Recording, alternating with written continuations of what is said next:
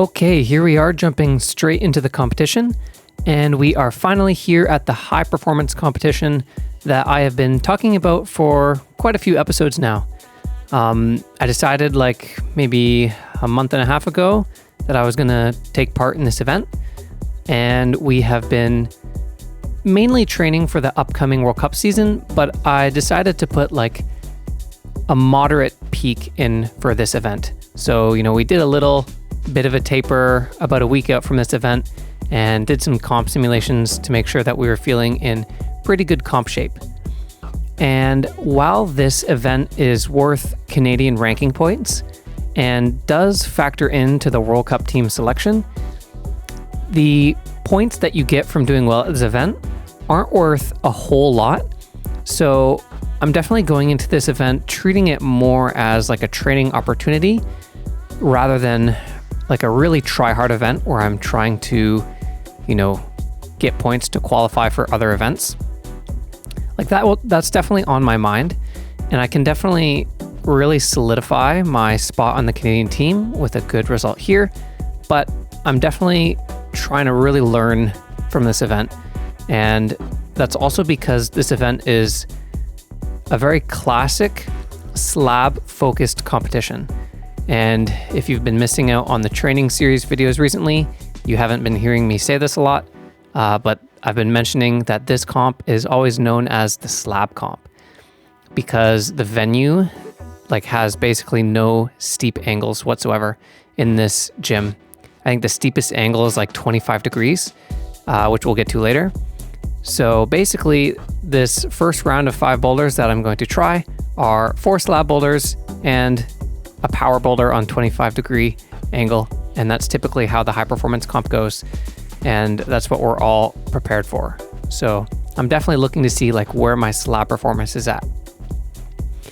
And as you can see, we are starting with one of these slabs. And unfortunately, my slab performance is not in quite tip-top shape. I was feeling pretty decent on the slabs leading into this event in training, but I turn around, I come to this slab, and I'm feeling really nervous. Even though this isn't such a high stakes event, I always get nervous at every competition, and I feel like that's kind of the same for everybody. So on my first attempt, I was taking a long time to work through the moves, which isn't that bad inherently, but I was feeling really stiff on my feet. I was having a hard time trusting these green footholds, which are quite difficult to stand on. And then I also had a big beta misread, actually. So what you're meant to do is get the zone with your left hand, match feet where my left foot is, and stand over to the crimp on the far left and stab the left foot to the gray volume. But if you remember back to my first attempt, and this attempt as well, I'm trying to find some weird low method because I think that I want to match on zone and then kick my feet over to the gray volume before moving to the crimp. And I didn't see that it was meant to be one motion. And typically I'm able to find that sort of beta, like a stand across move or any sort of dynamic movement. So yeah, I was a little bit bummed not to read that. So that wasn't super good. And especially because I can hear what people are doing around me, that boulder was getting a fair amount of tops. So that was definitely not such a good one to miss. And I could tell that I was going to be playing catch up for the rest of this round of bouldering. So I guess the other thing to mention is how this competition works. So it's a 2-day event. On the first day, we're going to do a round of 5 boulders. And then on the second day, we're going to do a round of 3 boulders. So this is day 1. And this 5 boulder round, these boulders are set to be North American Cup difficulty / Nationals level difficulty. And then the day 2 boulders, the round of 3, are meant to be World Cup difficulty boulders. So, this round is supposed to be North American Cup level, meaning that it's a bit more execution based rather than really fighting for, 1 or 2 hard tops. So the fact that I missed a boulder is definitely pretty bad, and it's going to be hard to make up ground simply after just missing 1 boulder. For example, this boulder I am making my way through here was very doable. So I'm able to get a top of this one here, but it doesn't actually help me gain much headway because I think basically everyone else also topped this boulder. So this one was kind of null, but it was a cool boulder. Like, it was really fun. And yeah, I feel like the running moves are a strength of mine, so it would have been cool to try a harder version of that boulder and really allow my strength to shine through a bit, but that's okay. But as we're moving into this one, this is going to prove to be the hardest boulder of the round, and this is where I can make some headway if I'm able to perform well on it. So this is the famous steep angle at the Richmond Oval, which is where this competition is taking place. And yeah, like I said, this wall is maybe like 25 degrees, something like that. So you can set powerful boulders on here, but sometimes the boulders, they don't actually end up setting powerful boulders on here. But anyway, this one I think they did a really good job with. I think they set like as powerful of a boulder as you can on this angle of wall. And I was really pleased with this boulder in general. I think it was really, really awesome. Probably my favorite from all the boulders that were set during this competition. So this one revolves around this really epic first move where we have to hold this kind of half pad, one pad crimp and take like a massive one arm rip off of it. And yeah, even though my fingers strength has been feeling quite weak recently, I have a good understanding of how the body's supposed to move on like this sort of motion and how to actually like optimize as much as I can with my kind of swing and the way that I load the hold, that I can make up for my lack of like one arm crimp strength. So it was actually funny that I was one of like, 4 or 5 people to do this move. Meanwhile, I don't have the strongest fingers of the field by any means. But yeah, this boulder was pretty my style, I would say. But man, this one is hard to do in 5 minutes, because even after you make it through this first move a couple times, there is so much beta that is involved in finishing this one off. And it's hard to flash this kind of boulder, or at least finish it off the first time that you stick the first move, because there's a whole lot of sequence involved with the feet, and you don't have much time to hang around on the boulder either, because it's quite long and you're going to end up getting really pumped. So yeah, I was kind of powering out once I got that last yellow sloper, and in hindsight, I kind of made a silly mistake of it, I think. I definitely should have been trying to pinch that last yellow sloper. I know that my hand is wide enough, so that would have maybe helped me finish that boulder off. And I could have locked off slowly to the next hold, and I kind of did some weird paddle sequence just because I knew that I was falling. So anyway, we are going to move into the fourth boulder of the round now, which is the second last of the round of 5 boulders. And I'm kind of not doing so good. I guess I was one of like 3 people to get the zone on the third one. But yeah, I know at this point that I definitely need to top the last 2 boulders of the round if I want to have a good standing. And that's always nerve-wracking, when you know that you have to top like the last 2 boulders, or you're kind of just not even in the competition. So I was doing my best not to let that make me super nervous. And I think that I actually did a decent job of just accepting the fact that I know that all these boulders are getting topped by my competitors. I can kind of tell from the way that the sounds around me, like the cheering and just the sounds of the competitors topping a boulder. So I'm thinking, okay, I know the boulders are doable. I just need to stay calm. And as long as I, don't make any super big mistakes, hopefully I can finish off the round with 2 more tops. So I make it through the pretty tricky beginning of this fourth one, and I have a really nice read of the end of this boulder here. You can see I'm doing the hand knee press, which is always a strength of mine, and helped me work through probably the crux of that boulder, which was mantling off the zone. And then my right heel just totally missed the heel catch, which was a super big bummer. As we are about to see, and you're going to see exactly what I'm talking about, it would have been really nice to finish that boulder and not have to try this again, because I'm about to injure myself. So check this out. I'm going to do the same move that I just did, which, by the way, I wasn't feeling like I was struggling much on. Like, this felt really in my comfort zone. But yeah, you can see that I really hurt my right shoulder on this move. So basically, what I think happened after talking to a friend of mine who was telling me that he sublexed his shoulder like a year ago or something, is that I think I probably sublexed it right there, which is where the shoulder pops out of the socket, but then pops right back in, so it doesn't like completely dislocate.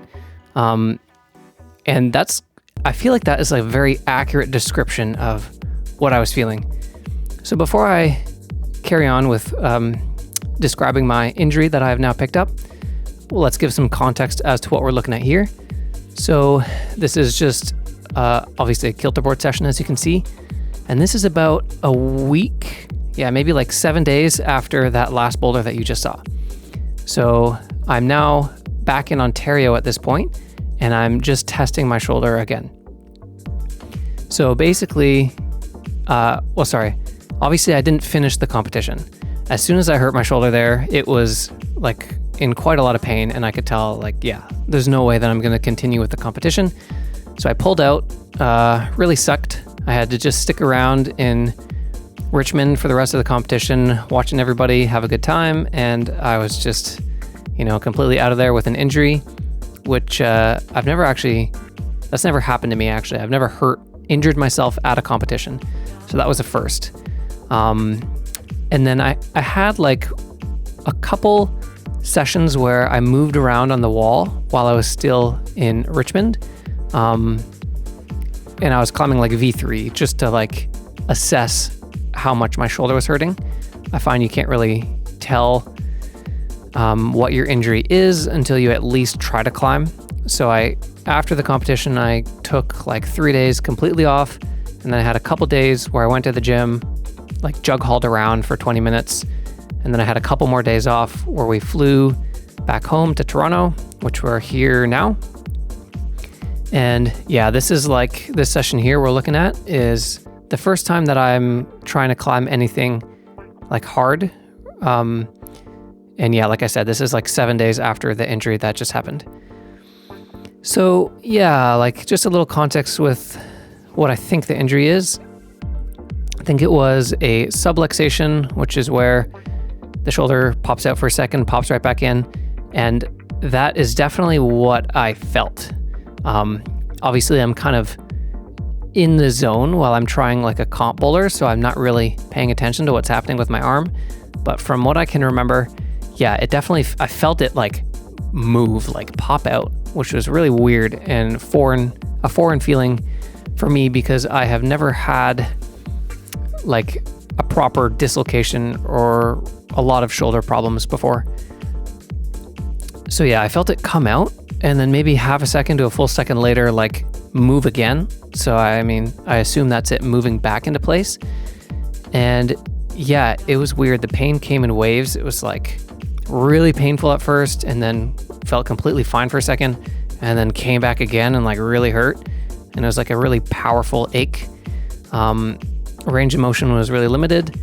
And I went and saw a physio in Richmond, just like Googled like a nearby physio, and they weren't so helpful. I guess they kind of helped reassure me that it was like something muscular, and it could have been worse.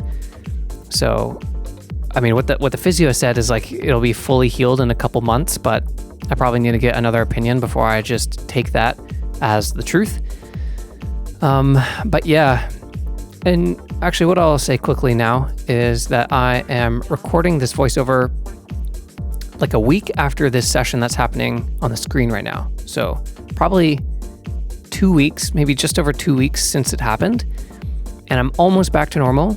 I'm able to climb quite hard with just trying to avoid certain moves.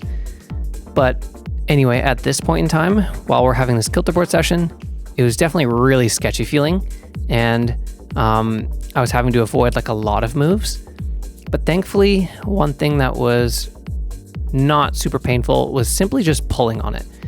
Like if my arm was bent and I'm just like pulling, it didn't hurt. The times where, like, the kind of moves that were hurting it at this point is anything where my shoulder was sort of a bit disengaged. So actually dead hanging hurt, which was really weird. Just if I were to hang 2 arms straight on like a bar, that was definitely hurting the shoulder because it's kind of, a bit disengaged. And then of course I'm not trying to do any like really intense Gaston moves where my arm is stretched out and I really have to load my shoulder really intensely. And then I also, even at this point in time, which is like 2 weeks since the injury happened, I haven't tried to like press off of it. Like I haven't tried a dip yet. I haven't tried to do a dip, but I think maybe I could try to do a dip soon. But anyway, yeah, obviously I was super, super bummed about this injury, but at the same time, I think that it could be worse and it's not like a season ending injury. I don't have to take months off of climbing. So I'm definitely really lucky. Honestly, the most disheartening thing, I guess you could say about this injury is that I feel like I don't yet know the extent of like what the permanent repercussions are going to be. So, is my right shoulder going to be more prone to this sort of thing now? Am I going to be scared of these mantle moves similar to that boulder that I hurt it on? Is it going to be like weaker for a long time? These are questions that I don't know the answer to yet, and it's very frustrating, especially because I have a good chance at doing all the World Cups this season. I'm 24. This might be like my peak year of like all time or something. That's sort of what I'm gearing up for. So this is not an awesome time to pick up like what is probably one of my worst injuries that I've gotten.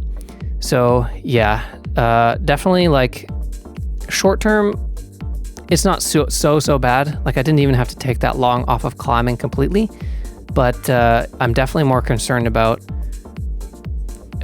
my overall shoulder health going forward. Hopefully, I'm going to do some physio for it. I'm going to do some exercises to strengthen it in every which way possible, get my shoulder strong in all ranges and movements, and hopefully just get it super healed, super strong so that, I'm not just going to be prone to this injury again in the future. And I don't want to be scared of this kind of move. But at the same time, I'm still kind of worried that it might be the case. But more on that in future weeks. It's still early days. Like I said, at the point I'm recording this, it's only been like 2 weeks or something. So anyway, I am climbing on the Kilter board, as you can see. And this is because, one, I can really cherry pick the moves that I'm doing. So I can just, swipe through the Kilter boulders and make sure I'm going to climb on a boulder that doesn't have any super shouldery moves. And as I've been rambling, you have surely been able to see that, some of these boulders I kind of put one attempt on and then immediately just walk away from because there's like maybe a little bit of some shoulder pain with one move in particular. And then sometimes I'll even just kind of give a reconnaissance attempt to a boulder and kind of just jump off, like, test how much it's hurting the shoulder and then just hop off. And then maybe on my next attempt, it might feel a little bit better. I think I just did that on this one here. I kind of jumped off, but realized that my shoulder could tolerate the move. So I can try it like properly with no more fear. So yeah, that's actually going to be kind of the theme of this episode actually going forward. For the rest of the episode, I'm kind of just going to Kilter board and spray wall so that I am able to cherry pick my moves basically. Because if I was to go to the climbing gym and try like gym sets, it's definitely going to be harder to cherry pick boulders because there's only going to be so much to choose from. And maybe I might push myself, like maybe I'll see a really nice looking boulder and not be able to help myself and go try it. And then it might, make my shoulder worse. So having like obviously an unlimited variety of boulders to try on the Kilter board, I can just cherry pick the ones that don't look so shoulder intensive. And yeah, it's like not so painful to just down pull And especially in these earlier sessions, you'll probably notice I'm not really ever letting my right arm go super straight and like dead hanged. I'm always trying to keep it a little bit bent, and that's just having the shoulder feel good. And yeah, so anyway, that's maybe that's all. We'll talk about the injury for now. At this point in time, I'll probably go see another physio and get a bit more information. Maybe I should get an MRI as well, but we'll see. And let's just talk about the training for the rest of the episode, because it can just be boring to hear about my injury. But yeah, could be worse, could be better. And let's just focus on the climbing now. So in the morning session that was just featured, I was climbing on the Kilter board, and not only was my shoulder kind of hurting, but I also hadn't really climbed in a week. So the idea was I was just I think I was only sticking to V8s in that first session. I just set my Kilter app to filter to V8, and I just swiped through them all, cherry picking ones that I could try. But as we move into this second session, I was feeling a little bit stronger, as I normally do. So I wanted to see if I could try some like actually hard boulders.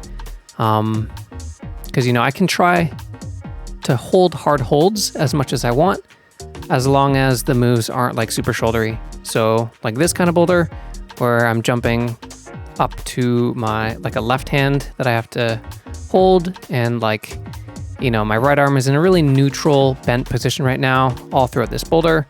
It's fine for me to try hard on a boulder like this. And actually you can tell that I'm climbing a little bit slower through this boulder. And this is also just so I can really feel out the moves, and I don't want to commit really fast to a move that I'm not sure if it's going to hurt me yet or not, and then tweak myself. So I'm trying to move really slowly through the boulders until I'm sure that the move isn't going to hurt me, and this way I'm being extra safe. It may look like I'm jumping into training really fast, but I know my body really well, and I'm in tune with how I'm feeling, so I know how to really be careful, but at the same time, not just stop climbing.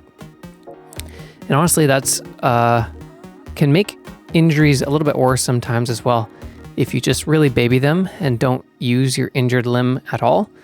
Of course, it depends on the severity of the injury. If you really messed yourself up and you're properly injured, it can be different. But with the injury to the degree that I have, it's kind of at the point where it's best if I try to climb on it and do what I can do so that the arm doesn't become dormant and not used to moving. And as I'm pulling on it and doing moves off of it, it's going to strengthen it too and help it get back to normal faster.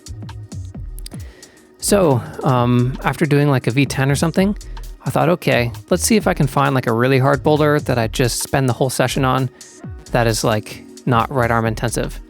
So I set the app to V12 and I started scrolling through until I saw this one, which looked really nice, honestly. The crux, I guess, is this first move, or maybe actually the move that I just fell on.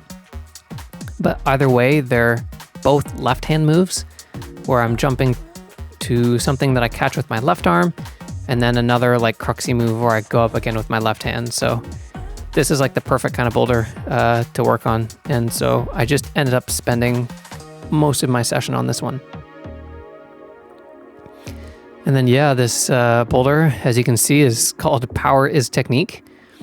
But while I was feeling pretty decent in this session, I definitely wasn't feeling at my best. So I was really struggling with this move up to the left-hand edge, and I couldn't just hold and take a foot cut like I would imagine is the intended beta.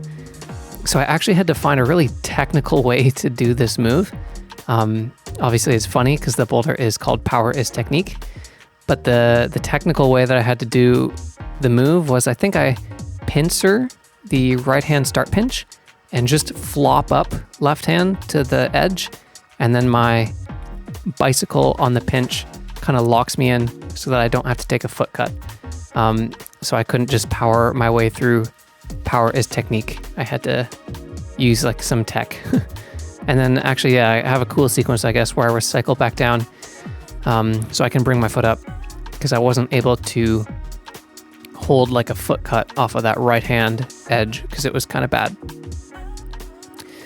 But anyway, I guess I'll also mention really quick that this whole episode we're going to be pretty much just spending in the same facility.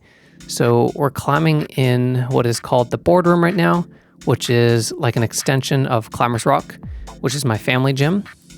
And it's like kind of half an hour outside of Toronto, you could say. So yeah, this facility is pretty much perfect for me to spend all my time in right now, because like the name suggests, the Boardroom is a facility full of only boards. So they've got a spray wall, Kilter board, a moon board, and then to the left of the spray wall, you can see is like an adjustable panel where they're usually set like 3 kind of comp style boulders. And right now it's set to a slab, but I think maybe like every different week they'll set it to a different angle and set 3 different boulders. But I think that the plan in the near future is to get a tension board, the tension board 2, I think, put in here. And I think the spray wall might move to the bigger board to the left of it here. And then the tension board will be put where the spray wall is. But anyway, it is a gym full of boards, and it's perfect for me because I can set myself stuff and really cherry pick what I'm doing. And I kind of like was not really in the mood to Kilter board. Like, it was good to have a couple sessions on the Kilter to get my fingers feeling good again after not climbing for a week, and obviously avoid doing super shouldery boulders. But I was, not psyched to keep training on the Kilter board. So what I decided to do was pretty much spend the rest of the week exclusively training on this spray wall. And this spray wall is pretty nice. It's quite fun. But this spray wall is really Ontario style. And for those who don't live around here and don't know what that means, basically there's a lot of crimps and a lot of sharp crimps, because there are a lot of strong outdoor climbers around these parts that are psyched on training for outdoors, and not a lot of jugs on the wall either. So it was a little bit difficult to jug around and try sequences. But anyway, I'm saying this because my mission was sort of to fill the Stoked app with a bunch of boulders that were not Ontario style. So I kind of just end up setting a bunch of boulders where I avoid grabbing all the small crimps on the wall and just use all the nice, big, comfy fiberglass slopers. So we'll see how the Ontario climbers like trying out my boulders, since they're so very different style than what people are setting on the app right now. And honestly, I think I took it a bit too much to the extreme, and I didn't end up training on very many crimps at all throughout the week, which was maybe not the best, since I've talked a lot recently how finger strength has kind of been a weakness of mine recently, and I shouldn't be neglecting it right now. And in fact, after this episode is over and this week of training is concluded, I'm sort of making a note to myself that I need to spend a little bit more time on crimps because my fingers have been feeling quite weak. So yeah, we're kind of just like making a bunch of sloper boulders up. And this session that is happening is my second day on. Yesterday we did our 2 Kilter board sessions. So this is the morning session of the next day. And you can see I've made a pretty hard boulder up here. I think this boulder is like pretty hard, but I was maybe not so strong and kind of performing weirdly on it. So I was definitely psyched to come back and try it again. And actually this session that we're moving into now was meant to be a hangboard session. You should probably know that basically my hangboard usually lives in the second session of day 2, and that was still on the plan for this week as well. I was going to go do my hangboard, and I got to the Boardroom and realized that I forgot my harness. It wasn't in my backpack, so I couldn't actually do my hangs with added weight. So I decided to actually just do another climbing session, since I was also happy to just be climbing again with having to take a week off since I was injured. So I decided to just have another spray wall session where I was able to send this boulder that we were working on in the morning. And yeah, I felt a lot better on it versus the morning session. And I was able to get a nice little day flash, or session flash, sorry, of this one, which was a fun boulder. And yeah, if any of you watching are climbing in the Boardroom, definitely come try all my boulders that I set. I put a little bit extra effort to make some really nice fun boulders, and I think they turned out well. And actually, this one that we are jumping into now maybe turned out to be my favorite, I think. This one had some really nice moves and some really cool, complex lower body beta. And this one was a little bit ambitious to try in this session as well. Since this session was meant to be a hangboard session, I had planned that since I was subbing it out for climbing, I planned that I was only going to have a little short session of climbing, like maybe try to keep it to 30 minutes or so. And this is because I'm usually not used to doing 2 climbing sessions on 2 days in a row, right? Usually we do day 1 is a climbing session in the morning, a climbing session in the afternoon. Day 2 is a climbing session in the morning, and then a hangboard session as session 2. So my body is definitely not used to adding like an extra climbing session in there. So doing 4 climbing sessions in 2 days. So anyway, the point of this is trying this quite intensive power endurance boulder was going to be quite difficult to do in this 4th session in a row in 2 days, because something really fascinating happened to me that doesn't often happen because I don't usually climb on this session. After like 3 attempts on this boulder, I hit such a wall. Like immediately I started getting flash pumped and my endurance was like super shot. And I just, like especially when I'm matching this yellow pinch before I move into the pink one, if I spend too much time matching on that hold, my forearms just get super, super pumped and it's really difficult to hang on to the pinch anymore. But yet I was having a fun time trying this boulder and of course just climbing in general at all. So I had like this little mini goal, I guess is the point, right? I wanted to see if I could just beat the flash pump. And even though I was not really in the condition to send this boulder and maybe would have more success just saving it for the next day of training, I was kind of like enjoying the challenge of racing against the pump, against the flash pump, which is kind of like this unique challenge. Because, you know, usually when we're facing a long boulder, I'm always going to try and climb it fast. Like, you know, this isn't something we don't normally do. I always try to climb fast through long boulders to avoid pump, but pump and flash pump are a bit different.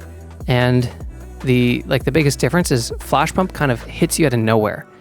Like you go from 0 to 100 in terms of pump. Whereas normal pump, you can kind of feel it creeping in and you just gradually get more pumped and pumped.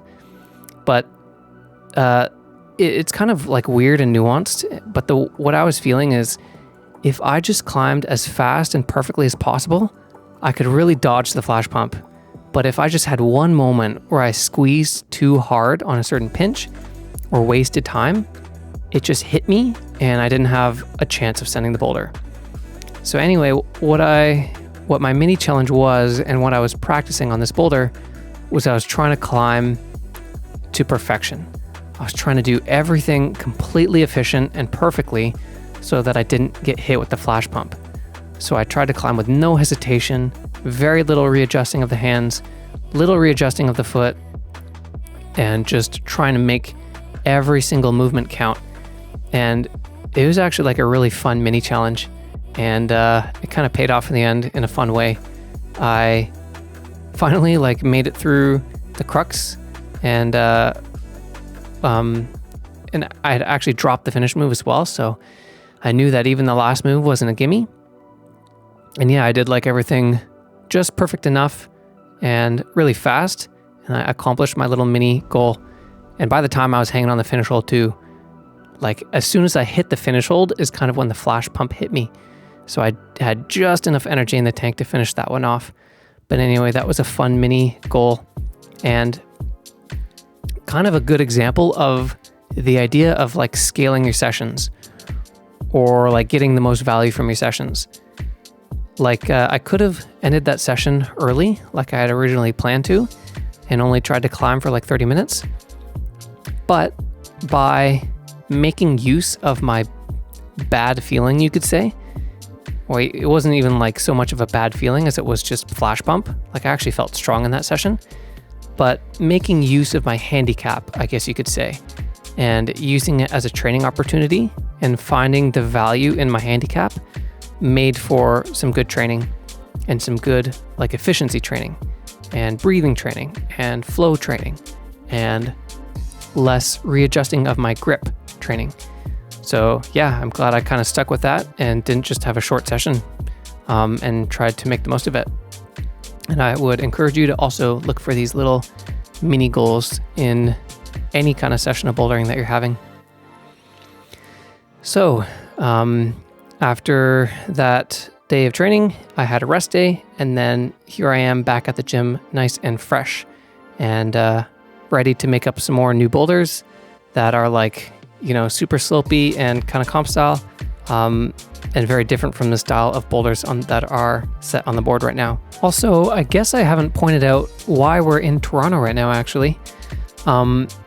So we had planned to do a competition called Blockbuster, which is taking place at Climbers Rock, like I said, which is my family gym. And that was happening about a week after the high performance competition. So basically the idea was we were going to fly from British Columbia over to Toronto and stay at my family's place for a week leading up to the competition, so that we didn't have to fly from BC to Montreal and then, you know, drive back down to Toronto, which is like 6 hours. So it just saved us a bit of travel, and that meant that I was going to be training here in Toronto for a week. Yeah, and I probably would have gone to some other gyms and tried some gym sets if I didn't have this injury. And yeah, like the full week training on the spray wall wasn't necessarily in the program and in the plan. This was obviously mostly just because of my shoulder. But yeah, so anyway, the other point is that a question I'm having at this point is, oh, well, am I going to be healed in time to do the competition this weekend at my family gym? And I'm like wondering, how bad is this injury that I have? I've had a similar-ish shoulder injury on my other arm about a year ago, and that healed really fast. That went from like being injured on the day to like a week to a week and a half later, completely normal again, basically. So I was wondering if it was a similar thing to that, but I soon realized that this one I have on my right arm is quite a bit worse than the one I had about a year ago. And maybe some of the longer term viewers actually remember that injury that I got. But yeah, this one is definitely worse. And I think also a little bit different. It's not quite the same thing. But anyway, I will spoil the surprise. After like climbing on the spray wall for a few days, and at first, honestly, it felt like it was making fast progress, and it felt like there actually might be a chance I could do the comp, but maybe if there was like a super shouldery move, just not try that boulder. But then what actually started happening was it would get better, and then I would have a rest day, go back and train, and it would get like worse on that day. And it's kind of going up and down right now. So long story short, I decided not to do the competition. So when you see the little program highlight as we transition in between sessions, and you see Blockbuster at the end of that program, I don't end up doing the competition. And man, am I glad that I didn't do it actually. because of course I went and watched the event, which Maddie still competed in. I think actually we're going to make a video of that, of her comp, which maybe has already come out, but is probably coming out next, so I won't spoil her result. But anyway, as I was watching finals, I was so glad that I did not compete, or at least try to, because the men's final round was like the most shouldery final round, like round of boulders I've ever seen. So I was really glad that I didn't even attempt to take part. So yeah, that was actually like quite a bummer, honestly. It has been 5 years or something since my family gym has hosted our competition. And yeah, I wasn't able to take part, which really sucked. But hopefully that's the only competition that gets affected from this injury. I mean, as well as the high performance comp. But yeah, like I'd be very surprised if I wasn't fully good to go by the first World Cup of the season, which is like beginning of April. So yeah, no blockbuster, unfortunately. As you can see, we're showing a little highlight of the program in a second. Yeah, blockbuster is like in a few days at this point, but I've already realized I'm not going to be able to participate.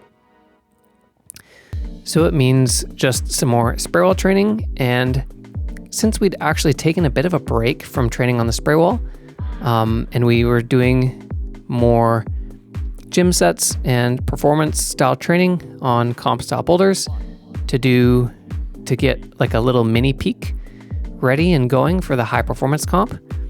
It had been a little while since I've trained on a spray wall, so I was actually a little bit psyched to just try some really hard boulders. And yeah, I had like some fresh motivation to train on a spray wall. But I must say, as all of these sessions went by, that fresh psych kind of started to fade a bit. And I've never just trained this long straight on a spray wall.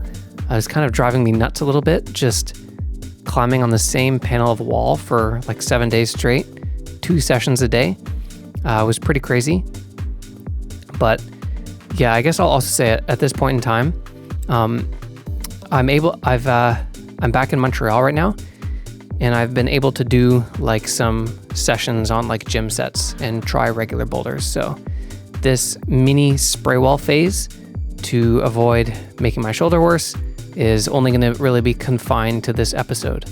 And this won't be like a long time where we're just training on the spray wall. And then yeah, what this also means is that this week of training is kind of shot. Like this isn't really some super strict training we're doing. I'm kind of just messing around on the spray wall, which is unfortunate because I'm really psyched to be putting in the training and the hard work for the World Cup season. And I'm kind of on a little bit of a pause at this moment. But as I've arrived back in Montreal at the present time, it's feeling a lot better. And basically, what you can expect in the next episode is like a big program breakdown of all of the training that we're going to do leading up to the first World Cup. So like I said, the first World Cup is going to be in China at the beginning of April. And on the train ride home from Toronto to Montreal, I had like a mega sit down and wrote out all of the training leading up to the first World Cup. And there's actually going to be quite a bit of new training that we're going to be doing, and a little bit of experimenting, especially in the finger training department, because like I said, it's been feeling really weak recently. And even like later on in this episode, I'm going to have a session with my buddy Ben Agro, and we're going to try some crimpier boulders on the spray wall, especially because we've been just trying so many big slopey boulders that I wanted to make sure I tried a little bit of crimpy stuff. And I like really just noticed how bad they were, and also how strong my buddy Ben's fingers are. And so I was actually asking him for a little bit of advice and like kind of inquiring about his finger training protocols. And I'll talk more about it later, but I'm going to take,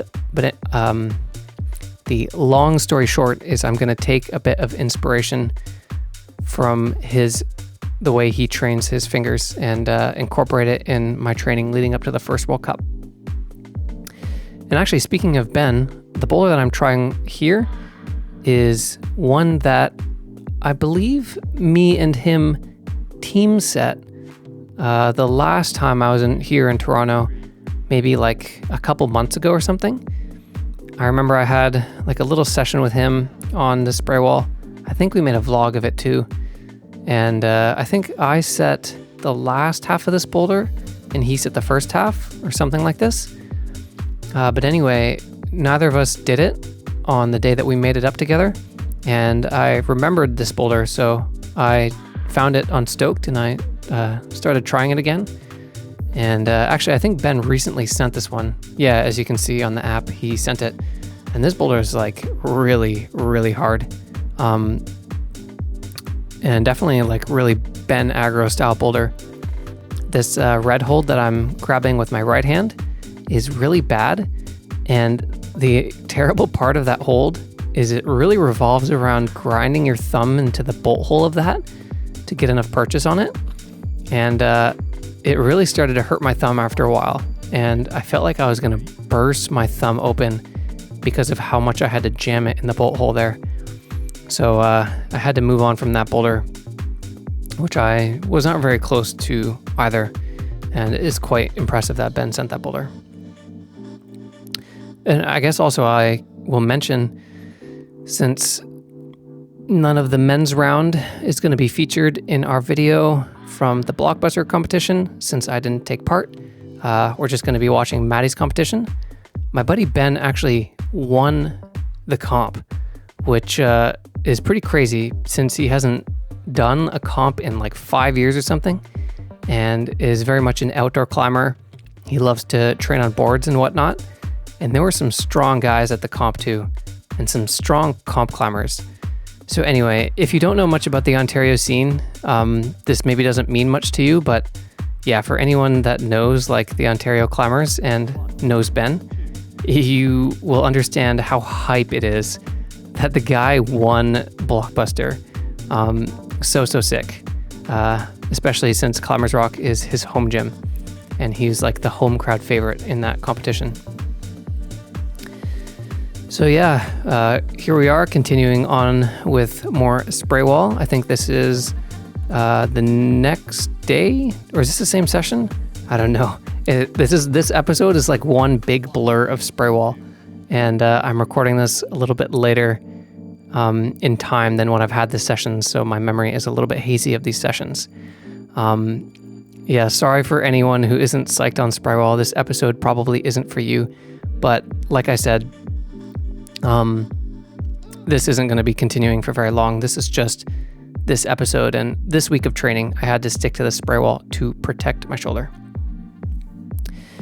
And yeah, we got another boulder that I made without a crimp in sight, and this one proved to be really fun and actually features kind of my bread and butter style that I like to make on the spray wall.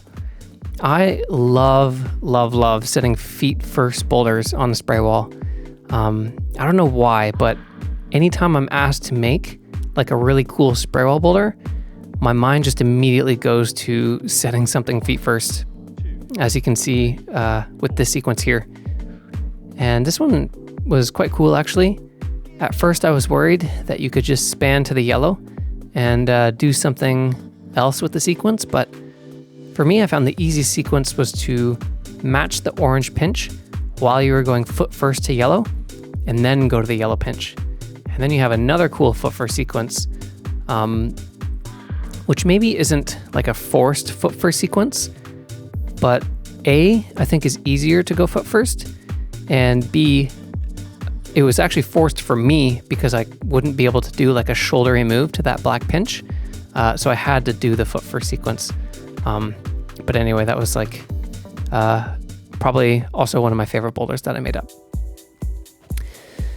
Oh yes, here we are. The next day of training, I am doing something that you have never seen me do in a training series video actually, and that's because this is training that I've actually never done before. So I've been training power endurance for a long time. Like that is something that I do train, but typically when I'm trying to get some endurance built up for a competition, I'll do 4x4s, and that's been my typical power endurance training method. And yeah, so this is also one of the new things that I'm going to be experimenting with the training going forward.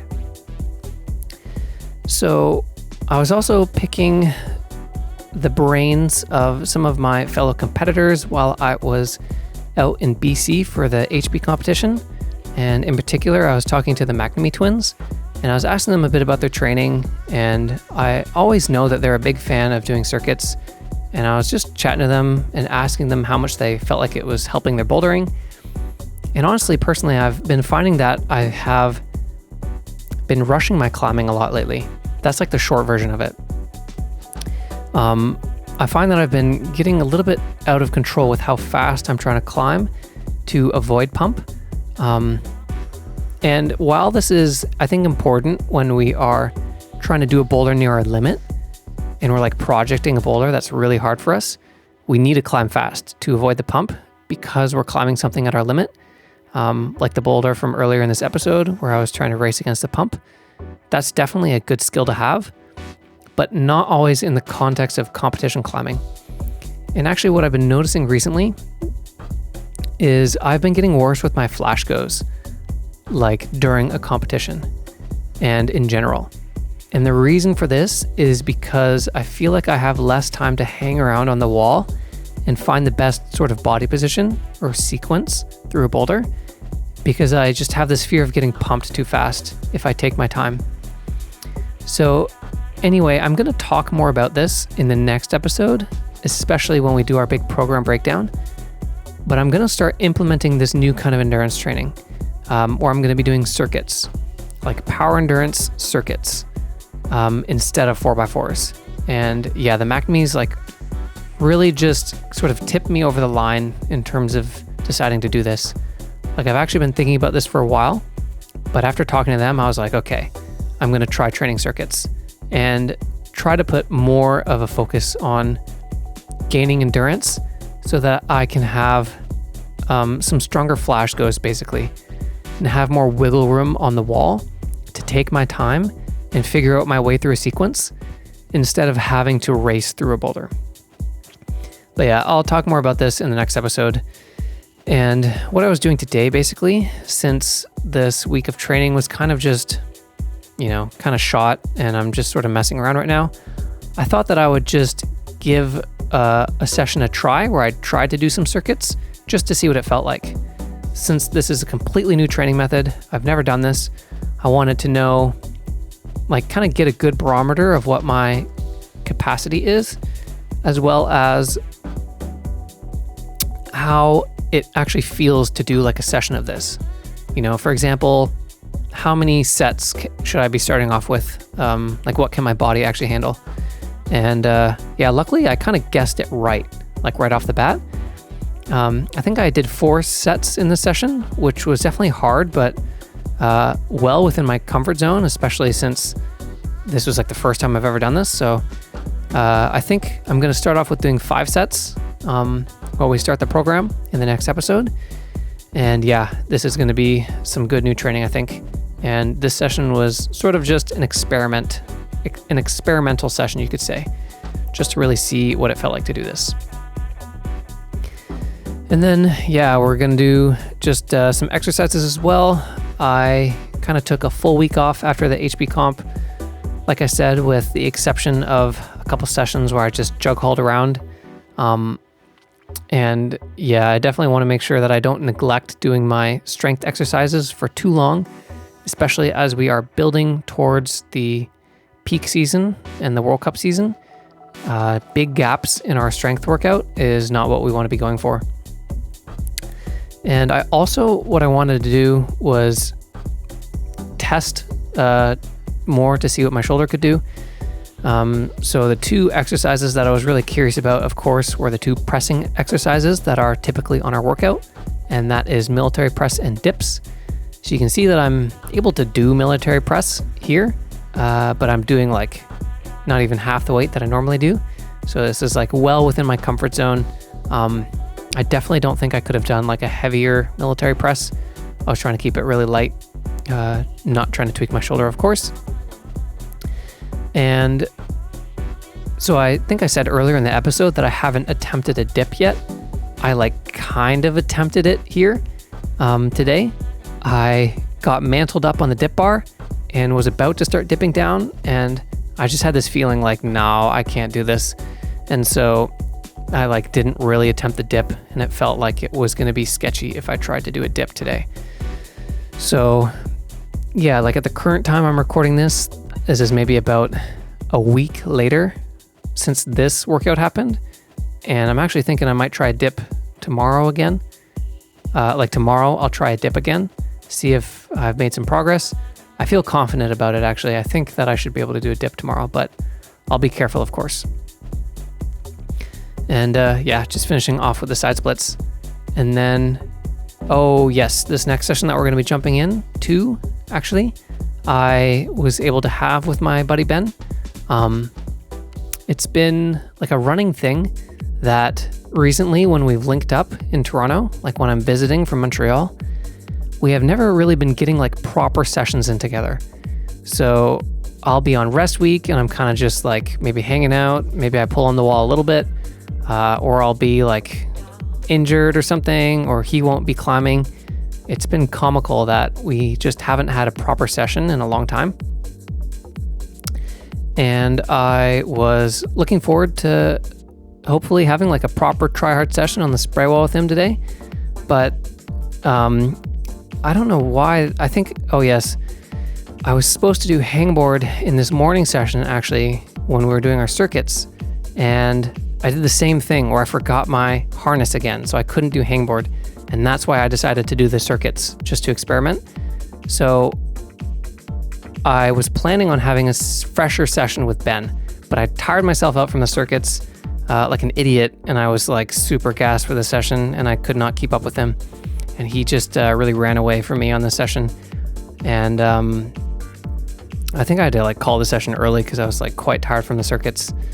But I didn't tell him that because I didn't want to bum him out and say that like, yeah, I just can't have a session with you right now, because this running thing has just continued. I haven't had a proper session with him in so long because one of us is just having like an off day or is injured.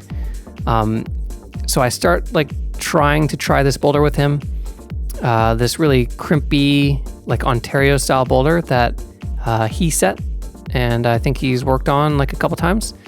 But I am not nearly as good at this style of boulder as he is. Like I cannot hold these little crimps like he's able to. And B, I did not have it this session. So we're just going to watch Ben make his way through this boulder. Oh no, actually, first he's going to drop the finish. And then I think on his next attempt, he's going to make his way through this boulder. But yeah, for those who don't know Ben, you know, maybe this won't mean much again, but for those who do know him, I must say that he was looking like particularly strong in this session while I was just kind of hanging out and watching him. After I called my session short, I was making him up some boulders. I was trying to make him up a project that he could spend a few weeks on, like something fun for him to project.